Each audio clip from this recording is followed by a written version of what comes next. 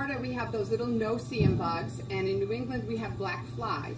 This is a really good trick to keep off the little swarming bugs out of the horse's ears and out of their belly button area down there. And it's petroleum jelly.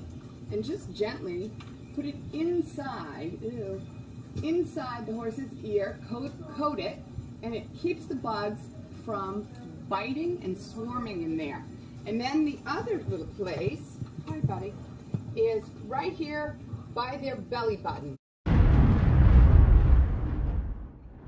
If you have a horse that's sensitive about being touched down here or in his hind end, be careful. Stand to the side, approach him gently, and just be aware of his hind legs.